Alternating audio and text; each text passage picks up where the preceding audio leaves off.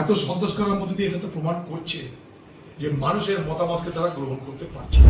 তারা জিতেছে, তবুও কোথাও যারা যেখানে যেখানে অল্প বিস্তর হেরেছে সেখানে এক অদ্ভুত ধরনের অত্যাচার চলছে।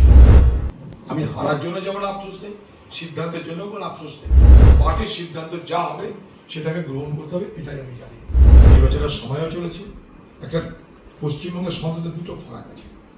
একটা নির্বাচন পূর্ব একটা সন্ত্রাস, নির্বাচনের পর একটা সন্ত্রাস। একটা pre pole violence, post pole violence. নির্বাচন হয়ে গেছে, এতগুলো আসন জিতেছে, তাও দিদির তৃপ্তি মিটছে না। সন্ত্রাস ছাড়া দিদি খুশি হতে পারে না। তৃণমূল সন্ত্রাস করার মধ্য দিয়ে তাদের রাজনীতি জমি তারা ধরে রাখতে চায়। এত সন্ত্রাস করার মধ্য দিয়ে এটা তো প্রমাণ করছে যে মানুষের মতামতকে তারা গ্রহণ করতে পারছে। তারা জিতেছে, তবুও কোথাও যারা যেখানে যেখানে অল্প বিস্তর হেরেছে সেখানে এক অদ্ভুত ধরনের অত্যাচার চলছে।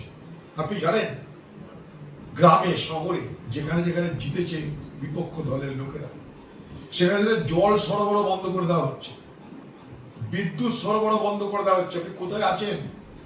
খুন তো মালদায় করলে আমরা দেখতে পাচ্ছি, বোমা ফাটছে দেখতে পাচ্ছি, কিন্তু জল সরবরাহ বন্ধ, বিদ্যুৎ সরবরাহ বন্ধ। এ কোন রাজনীতি হচ্ছে বাংলায়? আর কত নিচে নামবে বাংলা আমার জানা নেই, কিন্তু এই ঘটনার তীব্র নিন্দা করছি। এবং নির্বাচন যেই হয়ে গেছে সেই দিনই আমি বলেছিলাম বাংলার মুখ্যমন্ত্রীর কাছে, আপনাদের মিডিয়ার মাধ্যমে তার কাছে বলেছিলাম যে নির্বাচনের পর যেন বাংলায় সন্ত্রাস না হয়, এটা দেখুন আপনি। সন্ত্রাস কিন্তু বাংলায় থামছে না, এবং এই সন্ত্রাস কিন্তু আগামী দিনে আরো বাড়বে।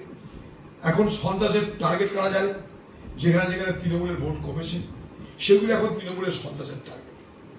এবং সে সন্ত্রাস দৈহিক না, দৈহিক, মানসিক, শারীরিক, অর্থনৈতিক, সব রকমের, সামাজিক, সব ধরনের সন্ত্রাস চলবে।